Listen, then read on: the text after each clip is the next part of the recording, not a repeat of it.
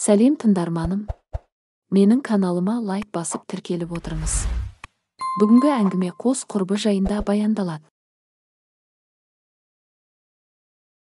Құрбым ессіз сезімнің құрбаны болды. Интернет газет жаһанда болып жатқан жаңалықтармен ғана шектелмейді. Сонымен қатар күйбең тіршілікте орын алған әр қилы тағдырларды да талқыға салады. Бүгін мен де басымнан өткерген оқиғаны сіздермен бөліссем деймін.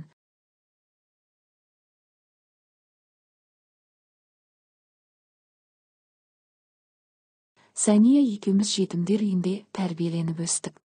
Бала кезімізден бір нанды бөлісіп, өмірдің қызығы мен шыжығын бірге таттық. Бір-бірімізге әпке мен сіңілідей бауыр бастық.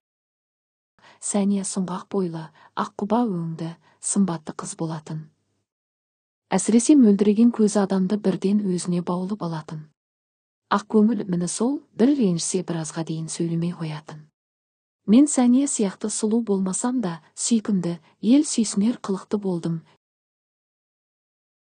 Екеуміз де сабақты жақсы оқыдық, мектептегі қоғамдық жұмыстарға да белсене атсалыстық. Мұғалімдер жиі мақтап басқаларға үлгі тұтатын. Сәния мен менің ең негізгі мақсатымыз мықты заңгер болу. Сөйтіп болашақта заңды күшейтіп, біз сияқты жетімдердің көзін жәутеңдетіп, кез келген жерге тастап жүре беретін көкек аналарға тосқауыл болу еді. Ұстаздарымыз да мектепті жақсы бітірсеңдер, тегін оқуға ілігесіңдер деп қуантып қоятын кейде. Сәния мен бізді тастап кеткен ата-анамыз жайлы сөйлесіп, ойын біліп, мұңымды шаққым келетін. Өкініштісі, ондайда Сәния бірден сөзді бұрып, басқа тақырыпты қозғайтын. Кім біледі? Ескі жараның аузын тырнағысы келмейді ме? Ал өз басым ес білгелі күн сайын ата-анам қандай адамдар? Бұлай тастап кететін болса, неге өмірге алып келді? Болашақта кездестіремін бе деген оймен көзіме еріксіз жас келіп, ұйқыға кететінмін көзді ашып жұмғанша мектепті бітіріп, емтиханды ойдағыдай тапсырып. Сәния екеуміз де ақысыз оқуға түстік. Өз үйіміз болмаса да, балалық шақты өткізген жетімдер үйімен қимастықпен қоштастық. Сөйтіп үлкен арманымызды арқалап, жоғары оқу орнының табалдырығын аттап, студентке арналған жатақханадан орын алдық. Бірақ бұдан кейін Сәния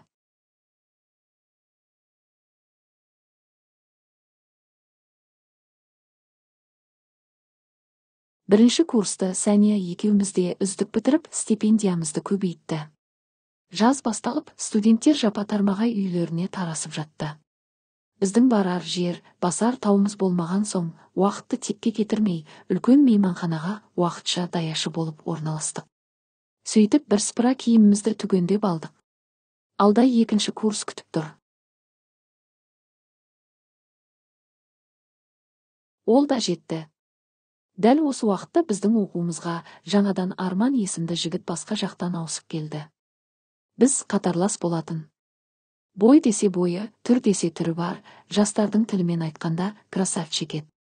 Қыз қырқынның бәрі соның соңында үйірілген жылқыдай үйіріліп жүрді. Бірақ сырты бүтін болғанымен іші түтіннің нағыз өзі еді. Ашық ауыз қыздардың сезіммен ойнап, екі күннің бірінде басқа аруларға өзгертіп отыратын. Бұл құрыққа көп ұзамай Сәния да түсті. Оның осыншама жиіркенішті қылықтарын көріп біліп жүріп, Сәнияның қалайша оңай иланғанына күні бүгінге дейін түсінбеймін. Өзіне талай айтып көрдім де, алайда Сәния оны құлағына да ілген жоқ. Ол мені сүйеді деп қысқа қайратын. Бір күні бөлмеде жалғыз қалдым. Сәния жуыну бөлмесіне кеткен.